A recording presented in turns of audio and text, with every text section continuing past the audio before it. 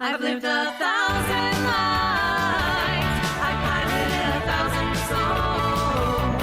I've killed and fought at night just for another role. This is the Happy Jacks RPG Podcast, a roundtable discussion that's a mix of friendship, humor, unbridled enthusiasm, and tabletop RPG topics sent in from around the world. Just for another role.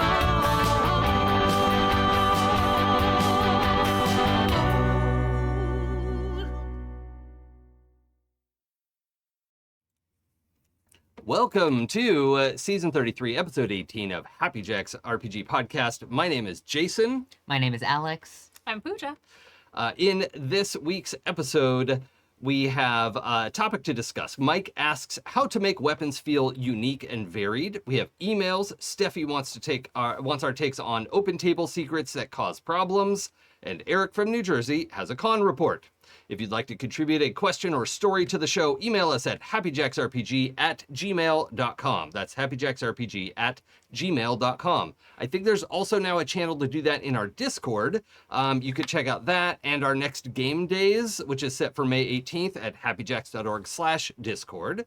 And a GameX at the Hilton LAX, which is the next piece of Strategicon. There are 3 Strategicons every year, and the one in May is called GameX. May 24th to 27th, and we will be doing our live show that Saturday night, as we always do. It's a lot of fun. Come out, join us live, or hop on the stream. It is usually slightly inebriated and very fun. Our indie designer of the month is Nerdburger Games, the game design imprint of Craig Campbell, him. Nerdburger Games endeavors to create games that explore corners of the RPG landscape that haven't been explored or haven't been explored very often. These games forego dense gaming mechanics in favor of lighter rule sets that allow players to focus on telling fun, engaging, memorable stories. This week's game is Low Stakes. In Low Stakes, you portray a gothic horror monster, like a vampire, werewolf, or ghost, or one of their human friends sharing a home with other monsters in the modern day. As it turns out, you're not very good at it. In this GM-less RPG, you'll engage in sitcom-style shenanigans as you and your friends guide your characters through the vicissitudes of conventional 21st century life, all the while trying to master your character's problem areas and vie for influence among your monstrous roommates. It sounds like it'd be a good, vibe as a pretend reality show. Yeah. Very what we do in the shadows, kind of. Oh, Yes, awesome. Exactly. And it's $9.99 on DriveThruRPG. So Nerdburger Games, DriveThruRPG, $10. That's awesome. Okay. Well, let's see. So our discussion topic today was sent in by Mike. Mike says, my group recently has been playing Pathfinder 2nd Edition. I am quite happy with the way the weapons make themselves unique by letting you perform certain actions that are usually more restricted. What rules have you used or would like to use to make weapons feel more unique and varied in your games? It's a great question. Mm-hmm. My favorite kind of unique, fun weapon is, of course, a weapon with a personality. I mean, I always love a sentient weapon, especially a sentient weapon with secrets. I think it's a great way to incorporate history in your game as well, or a character that has a very different knowledge set than the players, maybe, especially if they're more of like a roleplay heavy group, bringing in an old cursed grandpa who was a major warrior in a battle 200 years ago, and you get to pull that history stuff in. I love that. Or a goofy longbow for your super serious ranger. Love it. So, Janine Garofalo's father's head, the bowling ball, makes me happy. Yeah. I enjoy how, and this is super basic. Yeah. But I don't care. Basic and proud. That really leaning into the ways different weapon types, oftentimes we group weapons together by types because you need to in terms of the game or whatever, but if you look at drilling down into the individual weapons that your characters chose, they'll have their own idiosyncrasies. Yeah. So one of the things that I did in Cast-Offs actually is the weapons I chose for lucky were katars, which are stabbing daggers. Yeah. You can block with them, you can slice with them, kind of, but they are made to punch people with a blade at the hand. And then the sword that they ended up getting throughout the course of the gameplay was a flexible, like whip-like sword. That was fun. And that's actually based on a historical weapon. Yeah. I mean, that is a historical weapon. Yep. You could look up videos of people using it online. It's kind of amazing. But each of them have their own like unique attributes that I could play into as a character to make it a little different than just like, I swing my longsword at you. Yeah. And it may have the same stats and like mechanical effects, but it gives you room to play in the narrative. Yeah, I this is always an interesting spot for me to land because my instinct is to shy away from things that make combat more detailed, which doesn't mean I think it's a bad thing to do, but my instinct, so the in my mind there's this scale in game design of anywhere from like simulationist on one end to fucking Looney Tunes Yeah. on the other end, right? And like where your game is having fun is different for you and your group and your players.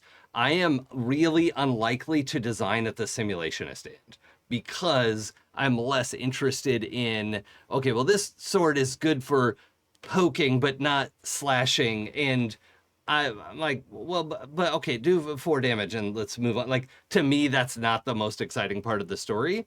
But of course, if it could trip someone or if it can restrain them or, like, okay, something like that starts to get interesting.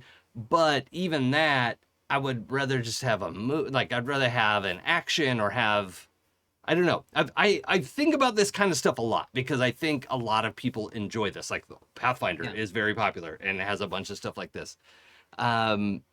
This is something I absolutely love. Oh, good. Okay. Like, kind of other end of the spectrum where I love to get like nitty and gritty and do crazy complicated combos in combat, although I haven't designed as much as of that, I would say, and I think as a designer I'd find it more difficult to like track. Yeah, well, and I love that shit in balance. video games. Yeah. I love it.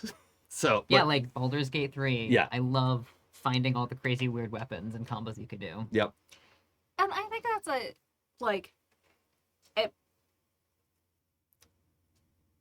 rather than like, this is the difference, right? Between like a rule set that gives you specifics for each kind of weapon and what you as a table decide, like either flavor wise or if it allows you to have access to a move Yeah. that maybe your character wouldn't have access to, or like in the case of flexible whip sword, suddenly you've got reach beyond what you would normally have because this specific weapon is actually 10 feet long as opposed to 5 feet long or Yeah. whatever it is. I also really, in terms of advice or an idea to make weapons feel more unique and varied, I've been thinking about combining a mechanical benefit with a social benefit recently because I've been working on Daggerheart for Darrington and thinking about how... Now, what's that? Sorry. I'm not going to do the whole pitch my game thing. It's okay. But we have some domain cards. These are like ability cards. And thinking about the option of taking one, if it just like makes your armor class better, and then another thing makes you better at speaking to someone, it's an obvious choice what you're going to pick if you prefer one thing over the other. Mechanically, it might be like, this is obviously the best thing to do for a build, but I actually really like doing this thing for roleplay, and that's kind of difficult. I love the idea of a weapon that also gives like a completely weird benefit. Like, you pick up these close daggers, right? And then it means whenever you whisper to someone one-on-one, you can't be overheard. Like something really weird and out there that relates to the weapon's like culture or history or how it was built or designed. Maybe not even necessarily magic. Just like when you carry this shield on your back, you feel more guarded. So you would have disadvantage on like sharing a secret or determining if someone is lying or Like something insight like that. or something like that. Yeah, just like Okay. a weird roleplay benefit that's because I would love to pick up a weapon that does something like that. Okay, I'm fired up now. That Yeah. is something I had not thought about and is real interesting to me. All that like non-combat stuff, because I was listening to this sort of controversial thing Brennan Mulligan was talking about, but like he likes telling heavy story, big feelings games in D&D because it does combat really well. That's the part he doesn't want to have to think about. Yeah. And I feel similarly, right? Of like, I don't want to have to think about combat, which is why I'm not going to play D&D. But like, I get where he's coming from, right? Like that, I understand his mindset there. But the idea that we're talking about what items, magic items or weapons or armor could do outside of combat is exciting to me because combat is complicated enough almost always in every system, and making it more complicated usually doesn't meet my critical mass of making it better. Yeah. Like it has to make it enough better that the added complication is worth it in my mind. So, but if it's this sort of static benefit outside of combat or something like that, like that's really exciting to me. I haven't really thought about that before. Yeah. I'm thinking about like the moves in Thirsty Sword Lesbians related to like, are you parrying? What are you doing? And that is kind of separate from the weapon you're wielding, usually. I think you could have a really good time with a system for weapons where the combat itself is not the complicated element at all. Yeah. Like, you can't parry, you can't riposte, you don't have any battle moves, you don't even really attack the same way unless you pick up that weapon. So, like, you just pick the mechanic or rule you're interested in. Like, if you take whip, then the way you would operate in combat cares about how far away people are from you, and no one else cares. Right. Right? Or Right. like, if you take a dagger, you only care about if you're behind someone. And it's like you're always trying to attack from behind. I think if you take rule sets that would be way too complicated for everyone to know, and you say you only have to know the specific way that your weapon works, that can really help with the learning curve and comprehension. And it also, I feel like, puts the impetus on the players a little bit more if the GM doesn't have to know all the rulings of like flanking and, distance and grappling and all of that. It's just the player who has the whip tells the, storyteller, okay, I need your character to do this for me when I attack. Oh, okay. Yeah. Yeah, I was thinking like you were describing that, and I was like, but does then it make it more complicated for the GM if like there's this million different rules? But And even then, like, even if you're not reliant on the players at the table to tell you, like, okay, this is what I need, learning just the rule set for the weapons that your players are using and knowing those. Yeah. And then you just shift it out, and it's a much more like graduated way to learn those different rules that could be super complicated rather than having like, here is your calculus tome Yeah. right. Yeah. of how combat will work. You get it in these like little bite-sized pieces, because if you're only learning, say, 4 weapons, or like maybe somebody doesn't, like, you have a spellcaster who is not using a weapon, you Yeah. learn 3 weapons that you deal with regularly and 1 that you deal with rarely, and you're just like, that's a very easy to me thing to manage. Yeah. Versus having to know the kind of all the permutations of what something could turn into. Yeah. It's a really great idea. I've been thinking about that recently because I did a play test of a game by Jay Dragon called 7-Part Pact that's on Jay's Patreon, and it kind of changed my brain chemistry a little bit. It might be one of the best tabletop games I've ever played, and each character, you play one of 7 wizards. Each wizard has their own playbook. It's basically their own game. Like, one wizard is doing war and is controlling all of the relationships between the country and other countries. One necromancer has this whole map of the gates of hell, and they're like fighting enemies. And they only really care about their own domains and how the rules work in those domains until at the end of the month you come together and you're like, well, you killing this guy in the war caused complication for me and death, and why are you messing with that? Or like, my library got messed up because the mariner sent a storm over to my isle, and like the way that the rules interact generates interest, but each player becomes more responsible just for being really good at their thing. And in that game, like, if I was playing the librarian wizard, I wouldn't even have access to a map of the world.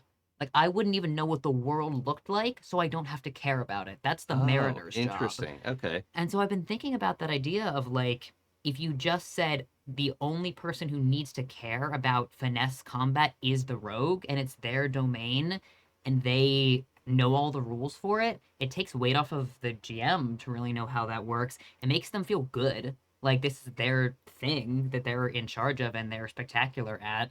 And it, I think, causes specialization to feel less spotlighty.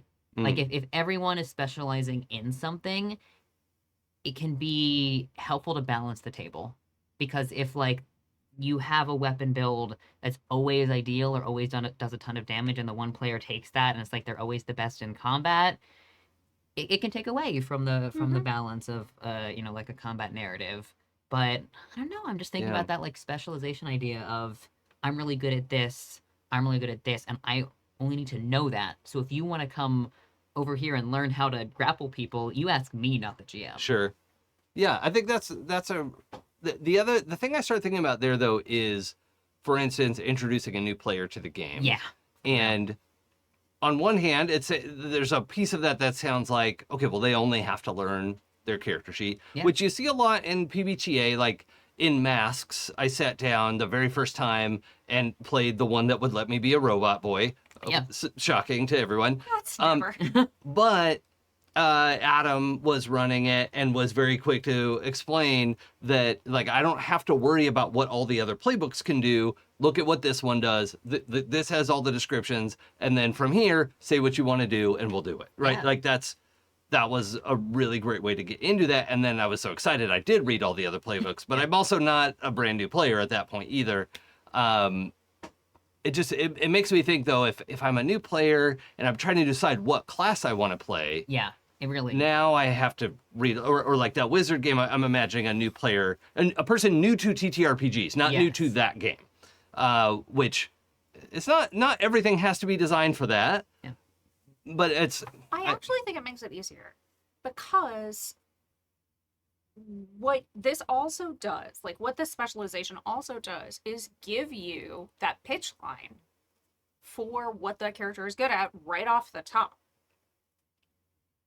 In the game that you were just referencing, like, the librarian is about taking care of this library and has X goal. Yeah. The necromancer is about taking care of the gates. Like you can say, even just knowing nothing else about that, what kind of archetype you would want to go with. Mm-hmm. Which, when you're talking about introducing someone new to RPGs to any kind of class, actually requires less, like, in-depth preparation, in my opinion, than trying to create a character in a system where you need to know general rules. I think it makes me I want weapons to have a byline now, you know? It's like, why am I going to read this whole table of all these weapons that do specialization things when you tell me I pick up the flame blade sword and that makes me a fire caster? Like, that is my specialization. I get it in the name of the weapon. I like that idea more than having to, like, know all of the choices and just having things be specific enough that you get the vibe straight off. Yeah, I think another thing that you're kind of touching on as well, or at least the topic has touched on, is the idea of an item that's a must pick or a never pick. Yeah. You know, like in D&D, for instance, because a lot of us can reference that, there is, to the best of my knowledge, no reason to pick a dagger, because a short sword can do whatever a dagger does, and it's a die type up, right? So, like, aside from being a good throwing weapon, I think short sword's not a good throwing weapon or something, dagger right? has thrown. And... Right. So, okay, but, like, crossbows are better than daggers, and, like, suddenly the dagger is a never pick. Like, I don't know anybody who picks them on purpose, except to be able to say, I'm covered in knives.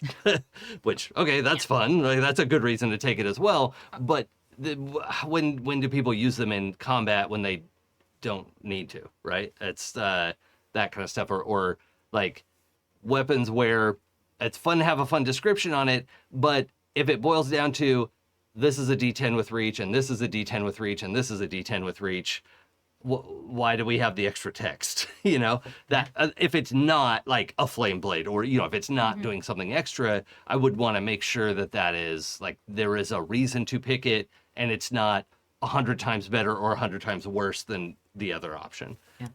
See, honestly, like, I find that, like, okay, well, I have these three flavors and all mechanically are the same. Like, I fucking love that. Yeah. Because then you get whatever flavor you want. Like, when I go to the ice cream shop, it's all ice cream. Yeah. But, like, my enjoyment is going to be based on flavor. And, like, so if I can pick my own flavor that I actually want without having to pay for it in some way. Yeah. Where, like, if I want to be a weirdo, let's be real, I always want to be a weirdo. Like, to not be mechanically punished for it, and to be just as effective with my weirdo shit as someone who picks the more, like, standard option, I find that great. I love that. This really makes me crave a mechanic in a TTRPG that is really just pick your own weapon, where it's like, pick your own weird mechanic, pick your own material it's made of, like, describe how it looks, give it a legend or something, like a myth. I love a fun pick list, or like a big, rich table. I'd love a good table. Yeah. And I feel like maybe more weapons should be kind of modular like that. I mean, I love designing magic weapons so much because I feel like I get to do that, like, put all the weird flavor I want into it. It's interesting to describe it as being punished, though, if because if I can pick that, why wouldn't I pick a D10 for damage? Yeah. If I don't have to pick something less, right? If I want so in the just the context of D&D, because it's the easiest thing, you know, their distinction is if you're wielding it one-handed, it's a D8, or two-handed, it's a D10. It's for a longsword. Yeah. Like that, I could interpret as like, well, I'm being punished because I want to use a shield. Or I'm balancing it because I'm getting this other benefit as well, and it's not fair to somebody else at the table who's doing something similar. You know, it's an interesting way to describe that, and I'm being punished, like, specifically for, like, wanting a dagger. Yeah. Like, it's like, okay, well, this makes the most sense, like, narratively for my character. I'm into much more story-focused games. Yeah. So, like, okay, I picked the dagger. I love picking the flavorful option. Yeah, and then not being punished for that, for the thing that you would think, like, is appropriate for the character. But because of, like, some quirk of the mechanics. But I was more talking about your example of, like, oh, I have these three weapons and they all end up doing the same amount of damage and they have different flavor text. And I'm Right. like, I love the flavor text. I love that kind of option. I do too, but I would say there is just there's a template, kind of like what you're describing, right? Yeah. Here is a D10 weapon. Say what it does. Is it sharp or blunt? Is it long or short? Can it trip or not? Like you would have to, like, it starts to get so much more complicated for, like, okay, well, let's buy points in it. You know, like Wild Talents has a whole thing for building out weapons. Wild Talents, like assigning points and how good can you Yeah, make we could say, something, like, and- oh, well, trip is worth 2 points and then reach is worth -3. But if I and make it rusty, I get a point. Right, Yeah. right. And that would be fun, but that's a whole mini game, you know, and that's just to, like, get started and play the game. And I would want to see, like, the other thing I'm going to give Wild Talents its credit is, like, there is also the easy mode of, like, here's a sword. Yeah. You There's know, the cafeteria. yeah, it does this. Now, if you want a weird sword, you go to work. Go play the minigame. Yeah. Yeah. But also, yes, Wild Talents has its Cafeteria of Miracles and all of that stuff where it's, like, easier, but honestly, it took me 3 months of playing the game to understand what any of that stuff meant when I read it. Yeah. And to be clear, I am not recommending people play Wild Talents. That's after a year of playing this game. I'm really enjoying it, but also, like, there are some parts where I feel like we've rubbed up against some pretty... It falls in difficult. this scale of, like, they're trying to be real simulationist about some stuff and real hand wavy about a bunch of other stuff, and you got to pick. Yeah. Or find an actual middle ground, not do both. In my opinion, I think that falls apart. Yeah. There's no, like, balancing those things. Either get real crunchy and figure out how to do it all the time, or don't be that game. And, Yeah. you know, Here's an interesting thing about what Mike said, where weapons become unique because they let you perform certain actions that would usually be more restricted.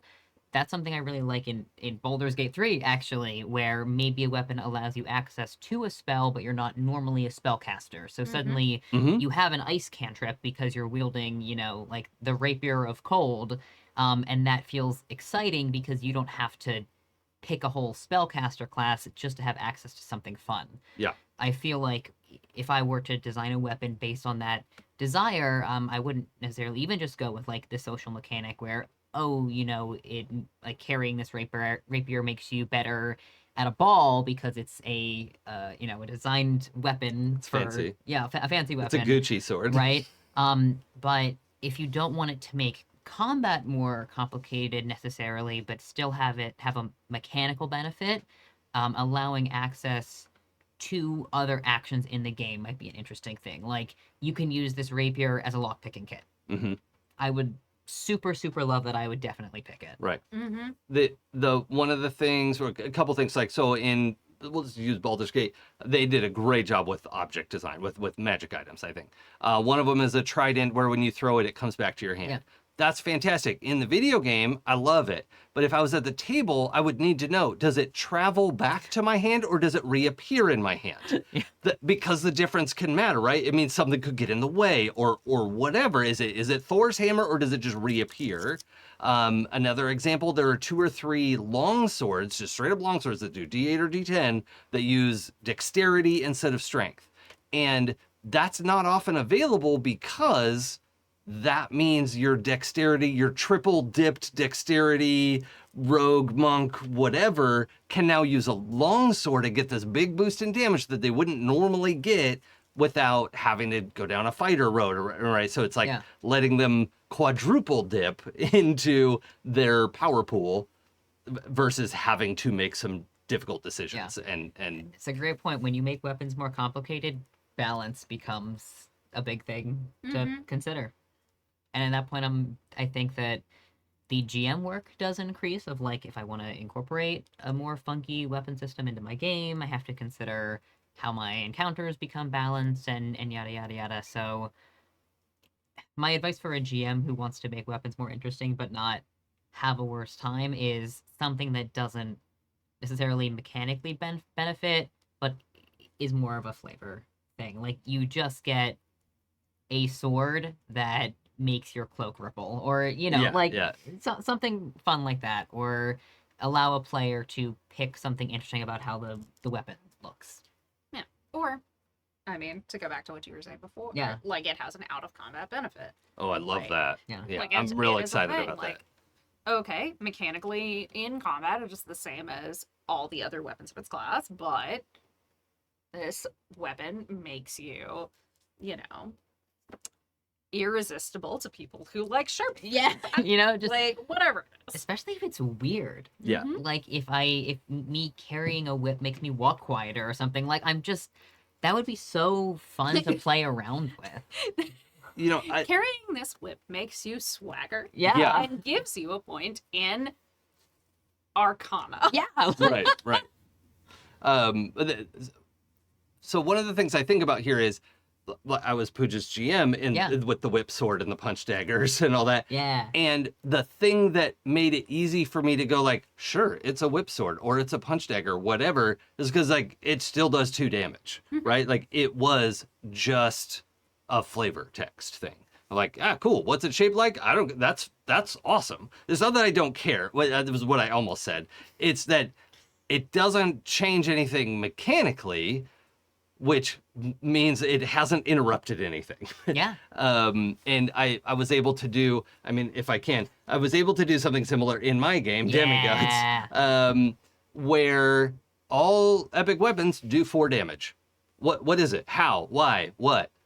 Go on nuts. you. That was something I really liked about Is it a Demigods. flamethrower? Is it a sledgehammer? Is it a clown shoe? Like, it doesn't matter what shape it is. It does 4 damage and move on. You made the ultimate pick list because it's an infinite pick list of how cool your weapon is without having the story leader have to have a complicated time. Mm-hmm. Yeah, I was that, but that was a desperate GM, like figuring out how to give players every weird mythical item in the world Yeah. and not have to write every mythical item in the world, which, was a choice that I had to make. So it's that's kind of the framework I think about that in. I feel like we nailed that topic. Yeah, Oh, yeah. for sure. Well, Gemma says, once the Archblade of Zagmoth is picked up, every cultist of Zagmoth knows which direction it's in, and will start seeking out the wielder to return it to Zagmoth's tomb. Love that. Fucking Amazing. great. Yeah. And especially as the player who will pick up and lick the cursed object, A please, weird Please curse stop is thinking so it's much bad. fun. like, just drag me away. Like, Yeah. yeah. Awesome. Do you want to? Sure. Greetings, High Empress Kimmy and the Council of Drama. No, I like that. It is I, Steffi from Scotland. I write to you today to share an experiment in the art of storytelling and role-playing games. The game was Masks, and I was in my favorite seat as GM. It was session 0 with a group of trusted friends. In the course of working out the group's backstory, the players float around the idea that the PC's classmate, Tina, is the BBEG. By the way, if you didn't know, Steffi is Steffi from Scotland, and if you wanted to do a Scottish accent, I know she loves it when we do that. Wow. Wow. It's a trip. It's a trip. At least I know to call it Gallic. But I confirm that they are serious. They are. I ask if they're PCs now. They decide that they don't. That's cool. I love a bit of dramatic irony. And this is where Steffi and I part ways entirely. The campaign fell apart just before winter holidays because of scheduling, but we were close to end. None of the PCs had investigated Tina. None of the PCs interacted with Tina if they could avoid it. I gave them ample chance to interact with Tina. I layered clues out for the player characters. Tina threw a party where the PCs did not engage with her parents, or snoop around her home, despite the PCs having evidence that Tina's mother and grandfather were villains. Damn. I'm so confused. Yeah. Do not get me wrong. I am not mad or upset about any of this. Tina was going to have a grand reveal within a session if scheduling did not crush the game under its cruel heel. Scheduling. Our- Truly the end game. That's the BBEG. Yeah. Mm-hmm. However, I was not expecting her plans to go as smoothly as they did. I feel like if the players hadn't known of Tina's role as the BBEG, they would have engaged more with the main plot? What is this? Main plot? I'm not familiar with this term. Plot. Plot. Am I saying that right? It's plot. I'm not sure. Yeah. The world may never know. That they would have crashed through some of her plans blindly at their very worst. Mm-hmm. Instead, by avoiding metagaming, they loitered on the outskirts of the main line. Yeah, plot line. Yeah, I Plot think line. is a phrase I've heard but don't understand. Occasionally tipping a toe in, only to back out at the sight of Tina or evidence pointing at her. I talked with some of my players and they confirmed this read. They were overcompensating because of player knowledge. Maybe this could work if we smoke more about how hard the PCs should push in versus avoiding metagaming. Yeah. Overall, my players and I prefer a straightforward mystery, but I wouldn't be opposed to trying this again someday in the future. Do the hosts have any thoughts? So many. Similar experiences? Steffi. P.S. Fear. Tina. Fuck. She was never stopped. She is still out there, recruiting BBEGs from other collapsed campaigns. Hold on, I Terrifying. have to make a note for Pinnacle. Tina. Dread Tina. I have thoughts. Like Steffi even had the breakdown with the players Yeah. of like what's happening, right? Everything we normally say, like, well, Talk to the players. Did you ask your players about what? Like, but I could totally see how this would happen, especially if they're not used to the context in which you have open table secrets. Yeah. Like, I love having an open table secret because we can poke at it. You know, like if everybody knows that it's my fault my dad's car went in the river, but I don't know that everyone knows it. Yeah. Or my character doesn't know. You know, suddenly they can hint at stuff. They can bring up stuff that's awkward. And it's like a little meta, but we're telling a story together. That is inherently meta. And like to then not engage with the thing that they asked to set up, right? Is a little like, look, I get it. The players they got scared, right? Or not spooked is the word I wanted. Yeah. Like, we did it. Now what do we do? Which is totally relatable. But the point of having an open table secret is for everyone to poke at it, right? Like that's what makes it fun. Like when you're watching a TV show and you get a shot of the villain monologuing to their minion that the heroes don't know about, that's fun because you know something the heroes don't know. And we as players and the GM, like sometimes we just have to be we have to be the audience and the players, and to switch hats is hard to get used to. But I encourage people to welcome that rather than have the plot be this constantly unrolling scroll that the GM is handing out, you know, foot by foot. And yeah. Plot by the foot. Yes, plot by the foot. That's good. Yeah, when I first started GMing on stream or even pro GMing, I think I struggled a lot more with these open table secrets. I kind of assumed based on my player experience that a secret was something you were supposed to find out and like investigate, and I loved it. You know, I really enjoyed it. But over the course of my time doing more stream games, I've actually found that some players who might not be like pro improv players really enjoy the opportunity to be able to hint towards something they know I'm excited about. Like if they know above table that there might be a hidden identity thing going on, then they can make jokes about the werewolf without actually Right. saying, "Oh, we know there's a werewolf." Like, and they can really enjoy that. But it does take some navigation and discussion, and I think players who are trying to be really thoughtful about metagaming might struggle with when they would want the reveal to happen. Yeah. Yeah, and I think that's a really interesting point. Like, because it is fun, and I get not wanting to like, because there is that impetus. As anyone who watched that first reveal at Pinnacles knows, like, can struggle as a person with not just like, if I figure something out, just blurting it out. But never living that down. But so I can feel like I understand that like spooked sensation, but also like, yeah, you wanted this and you literally asked for it and then avoided it at all costs is very like, I have a shirt that says like Happy Jack's Red Herring Investigation Team. Yeah. Yeah, it's interesting. And there are a lot of like memes out there about the note taker of the campaign putting something together super early and then the GM going like, "Oh no, my secret big plot line has been revealed too early." And that can be tough, you know, when you were slow rolling something.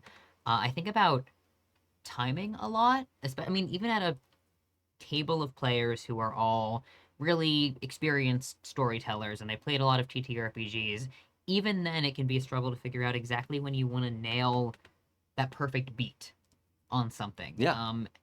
And sometimes it feels good to have it happen just naturally out of the blue. It can take your story in a direction you weren't expecting, and that can be really enjoyable. So I kind of waffle on the what kind of BBEG to share or not, or like hidden enemy. I really enjoy a loose thematic reveal. Mm-hmm. Like in a campaign, I might go, this is themed around capitalism or like hunger or All the enemies are capitalism. yeah, or like plague or something. Pick apart every enemy, it comes down to capitalism. Yeah.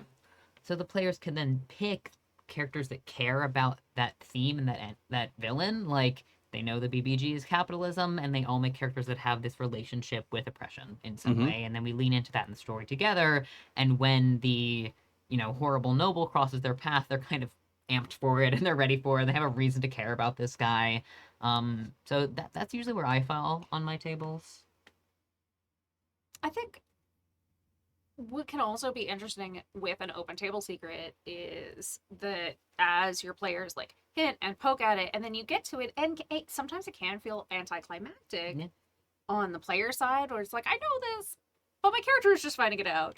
But what I've done before a couple of times, or had jams too, which I thought was really, really fun as a player, is that yes, okay, you knew this, but here is an aspect of it. Here is a twist on, here's an additional thing that gives you just that little cherry on top. Like, it's a little, like, it's like a, here's your gold star for getting here. Yeah. And I really like that. I think it can make something feel a lot more tied into decisions that the players have made along the way. Yeah. Just before the show started, Jason and I were talking about romance novels, and people will sometimes ask, like, what is it about a romance novel that really feels like what the end's going to be? They're going to have a happy ever after. And it's like, well, it's how they get there. That's like all of the things they go through, like all of that relationship, all of that, like for me, for that angst, and how it flavors that, what that happy ever after looks like for these characters based on how I've gotten to know them throughout the story. So you get your BBEG reveal, but they have been influenced by the things the characters have gone along. I love that. Yeah. I will also say on another level, TTRPGs as performance. Like if on larger actual plays or a sponsored stream, because I've been involved in doing some tech direction for things like that, I think an open table secret that everyone at the table knows but the audience doesn't know is fantastic. Like setting up, I'm gonna want you to fight the big scary poisonous dragon at the end. Yeah. And like prepare your build based on not having immunity to poison. That would be great. And then the audience gets excited because everyone's like, oh my god, they were all susceptible to poison and there's the dragon. Like, I think that is really, really helpful to consider. And those kind of discussions for like actors, which I'm not one, but I am dating one. I've heard that they are really helpful to be able to prepare the reaction you're going to show to an audience. And TTRPGs as performance are a new medium, an interesting medium. So the way that like a session 0 or safety tools might layer with people witnessing you can be really intriguing. Yeah, I had a setup recently for, it was kind of a trial run, not streamed, but something that might turn into a streamed game. It was kind of like a long form audition, right?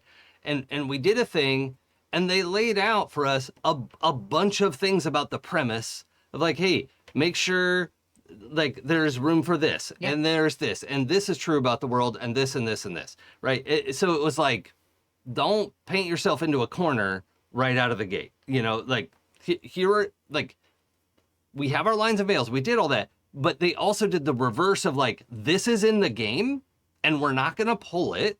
So if that's a line for you, this isn't the thing, right? Like, and I think that's a really good thing to do too. If you have a thought for your game of like, hey, poison dragon, this is the thing. If poison's a thing for you, like this isn't your set, right? Like, come, we'll do the next one, right? It's not personal, we love you, but like, this is a thing I'm doing and I don't want to change it, right? Because that's the fun thing.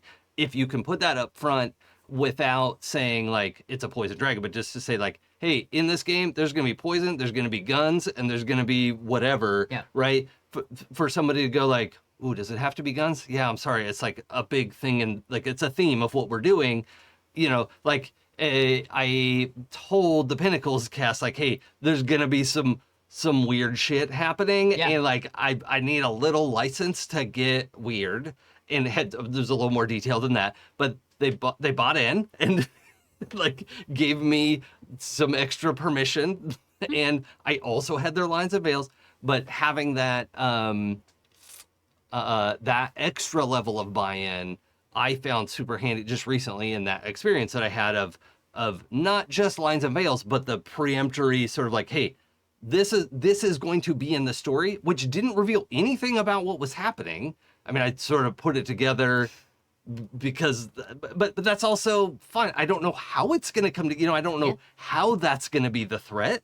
It's sort of like if you're playing a game where people are jumping between dimensions and you notice when they go to another dimension and kill their doppelganger, they get their power, you might make the logical leap that it's based on the movie The One with Jet Li and then blurt it out to the whole table.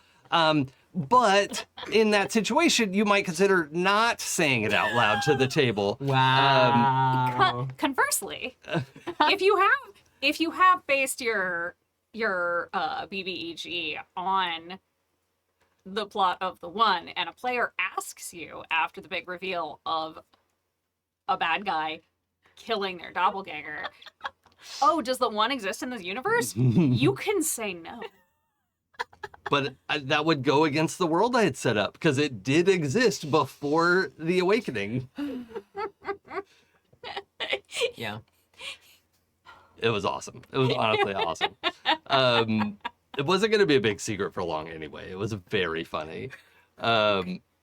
I got better. The next time Jason based a episode plot on something and I called it, I only called it internally to myself. I saw it happen. I remember the moment. I'm like, oh, Pooja got it. That's such a good feeling. Yeah. And then, like 20 minutes later, it's like, it unfolded. Everyone was like, whoa. It was great. It did lead to a nice team building, like a table building moment, if you will, Mm. where we all watched The One together. Yes. Yeah. Oh, that's. I trapped everyone in my house and made them watch The One, which I stand by as a very fun movie. It's not a good movie, but it's fun. Yeah, I wouldn't get that far. All right. Shall we do the next one? Yeah, go for it. Cool. Hello to Kimmy and crew. This is a way late con report, and I'm only mentioning it because I finally returned to convention gaming after an over 20-year absence and was finally able to take my 13-year-old with me. Aw. I'll keep it as short as I can. We only went for one day, so that keeps it simple.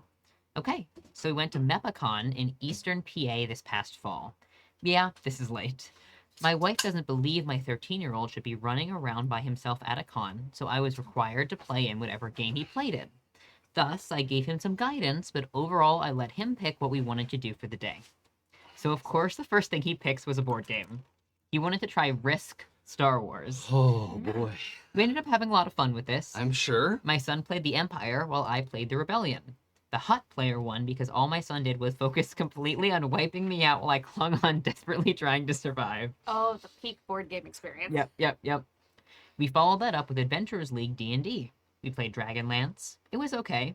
It was my son's least favorite event, but he still had some fun playing the least obnoxious Kender ever. Finally, my son had picked Battletech for our final game. Initially, I was scared because it was a scenario where 4 players went against what the GM had to offer, and the other 2 players with us seemed like some old-time grognards. How would they react to a teen who had never played, and his dad who hadn't played since the 90s? It started out promising when one of the other guys said to my son, "If you want advice, just ask, but otherwise it's your mech, pilot as you want to." That was reassuring because the other players didn't try to tell us how to run our giant mechs. The game was really fun. It was a mission with certain objectives and not just a blow up the enemy type of scenario. At one point, my son blew up an enemy mech and the other players all gave him a high five and let out cheers. That's awesome. So that's how that con went. With my son's schedule and mine, will we ever be able to make it to another con? Who knows? But for one day, it was a father and son gaming together, and it was a great day. As always, stay gaming, stay tipsy, and stay diverse. Mugs held high, Eric from New Jersey. Cheers, Eric. Cheers. Thank you for that. Cheers. That's so sweet. Um, I love when you go into a table at a con and you're like, yep. is this gonna, and then it turns out to be amazing. Yeah. It's such a good feeling. I actually think one of my favorite games that I've ever run was a game of Morkborg for a full table of, I think, 40 or 50 or 60 something, older. I thought you were going to say 40 people. No, not Me 40 too. people. Me too. I have done stuff like that before, Jesus for Christ. collegiate gaming groups, but just older white guys. And they loved it. Like, I have not had a table be so excited about what I was doing and leaning in with me. We went around and they were all like kind of awkward about sharing their pronouns. And only one player had played Warpcore before, and he was like, "Is this the starter adventure?" And I was like, "No, trust me, this is all me." Was it the cats? It was the cat's one. I mean, Jason has played my cat hack. If you have the opportunity to play this game at a con with Alex, run, don't walk. It was a great time. Yes. It's a weird twist on it, but it was really amazing. And I feel like it's a very special experience because jamming for strangers can be really negative, especially if they're not as familiar with safety tools. But like being the introduction for players who are not familiar with sharing pronouns or talking about what makes them uncomfortable can be really empowering. It can be something very, very special to have that opportunity. So I love that this was like a coming together of different generations, because that is how people learn. Like, even older nerds can learn a lot from younger nerds and what they want to explore. Mhm. Yeah, I love seeing that happen too, and I don't want to speak out of turn, but like as a middle-aged cisgender white man, not straight, but I'm straight passing for the most part, I guess. Like I have a lot of privilege at tables, but I have walked up to tables, seen all my people, and gone like, "Oh, sorry, I think I'm at the wrong table." Like I have left, I've walked away, but I've also sat down and been delighted, right? Been very surprised and had a good time. I was like, okay, I shouldn't be so judgmental, but I'm so excited that like these people who seemed like grognards were like, "Yeah, get in there, kid. Let's go." You know, like if you ask if you want, but like otherwise go nuts. You know, Yeah. that is just, it's very heartening to hear that, and I hope that the generations going forward, for the most part, are going to be that welcoming and that inclusive. Mm-hmm. I'd also say, like, it sounds like a fun con in terms of like breadth Yeah. of games. Yeah, Like, for you to be able to go and like play a board game and play an Adventures League and play the BattleTech game, like that's a really great time. Like, Yeah.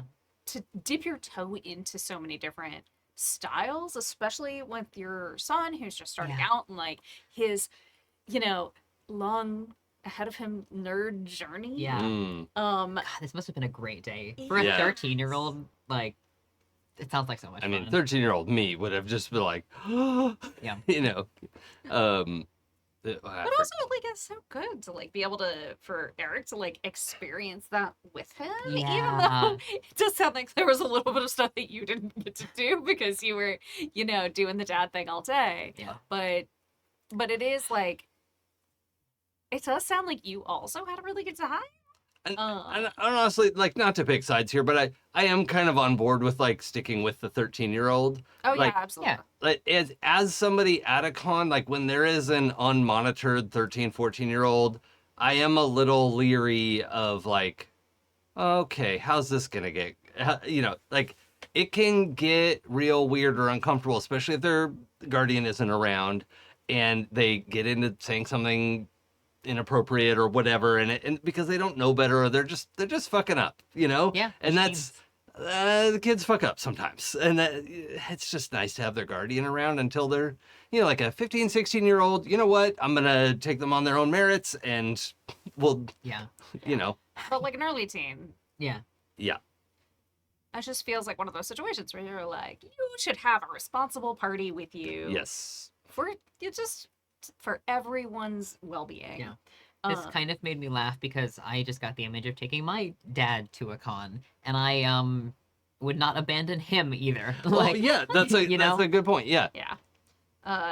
Struggle is in the chat. Worth keeping in mind that elder millennials are now in their mid-40s, but even a lot of Gen Xers are good with this stuff. My generation is kind of 50-50. Yeah. Yeah. And it's true. Like, I mean, it is a good point that, like, ageism isn't a good look. Yeah. But at the same time, sometimes experience speaks for itself. We've all had our own experiences at tables with different people. And it's really good to keep an open mind about things that, like, Yeah. these aren't necessarily always the people that you encountered in your past. yeah. Oh, I remembered what I was going to say earlier. Everything you described about what made this trip so good. There were board games. There was TTRPGs. There was all these activities. That's Strategicon. Check it out. 3 times a year. GameX coming in May 24th to 27th. Like, we get to do this all the time. If you're anywhere in Southern California or you're going to be in the area, like, come check it out. It's not very expensive for a con if you don't have to get a hotel. Day passes and stuff. Like, it's honestly blessed. There's a huge board game section. There's a wargaming section. There's card games. There's Adventurers League. There's weird indie TTRPGs happening. it. Like, it's, And if you like don't know what you want to do and you want to find it out on the day, and there's like games on demand downstairs, which is Yeah. always fun because like if you have problems with commitment, I'm not saying any of us have problems with commitment, but sometimes I do look in the mirror.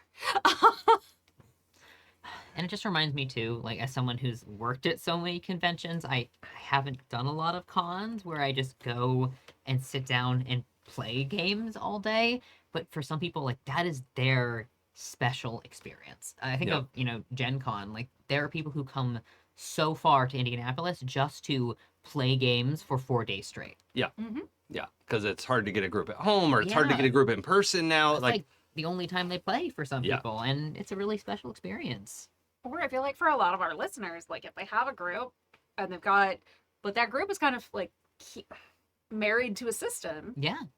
and isn't so open to branching out, or if before you like invest in some of these systems, like you want to try them out and you Oh, want to see yeah, how it for plays. sure. Yeah. Like cons are a great time to do that, to see it in a setting, especially with like a lot of these games. The GMs like are professional GMs, or they're people who have run these games a lot. Yeah.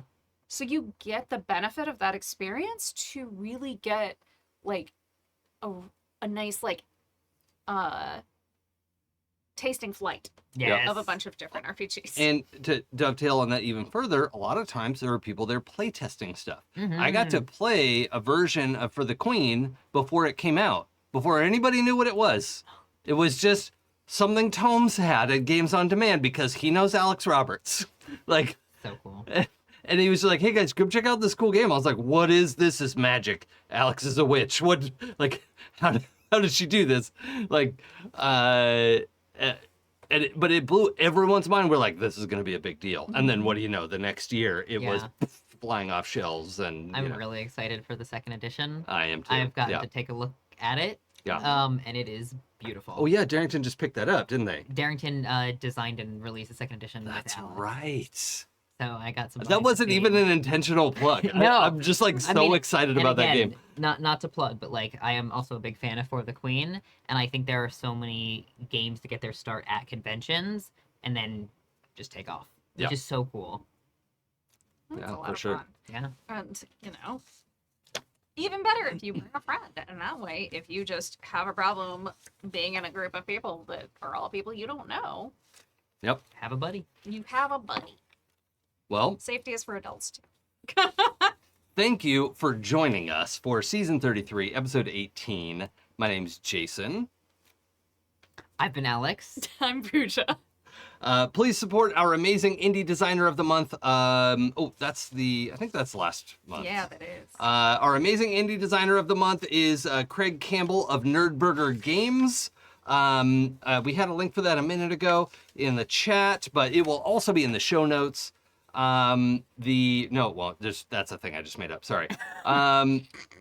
Thank you to our chat mods, James V, and other mods that we have during other games. We can't do this live without you. Thank you so And much. Thank you to our Patreons who let us do this ad-free and independent. We could do and say whatever we want because no one's paying us.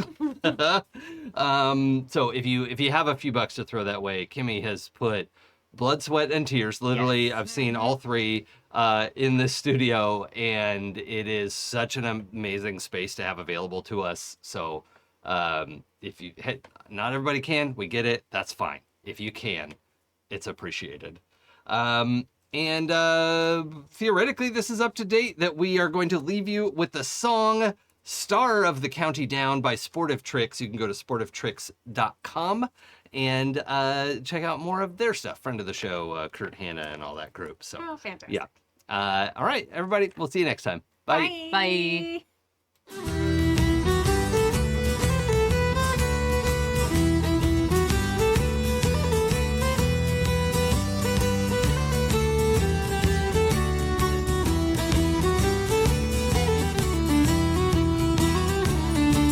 Near Bambridge down in the county down one morning last July. Down a boring green came a sweet Colleen and she smiled as she passed me by. Oh, she looked so neat from her 2 bare feet to the sheen of her nut brown hair. Such a coaxing elf, I shook myself to make sure I was standing there. From Bantry Bay up to Derry Quay, from Galway to Dublin town. No maid I've seen like the brown Colleen that I met in the county down. As she onward sped, I shook my head and I gazed with a feeling queer. And I said, says I, to a passer-by, who's a maid with the nut brown hair. Oh, he smiled at me and with pride says he, that's the gem of all Ireland's crown. She's young Rosie McCann from the banks of the band, she's the star of the county down. From Bantry Bay up to Derry Quay, from Galway to Dublin town. No maid I've seen like the brown Colleen that I met in the county down. Well, I've travelled a bit, but was never hit since my roving career began. But fair and square I surrendered there to the charms of Rose McCann.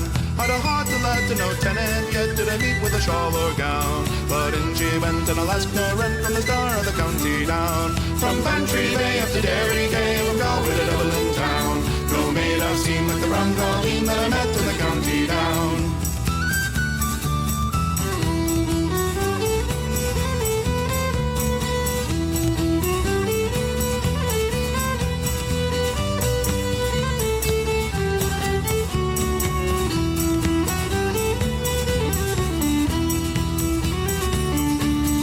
Crossroads fair, I'll be surely there, and I'll dress in my Sunday clothes, with my shoes shone bright and my hat cocked right for a smile from a nut brown rose. No pipe all smoke, no horse all yoke, though my plough with the rust turns brown. Till a smiling bride by my own fireside sits the star of the county down.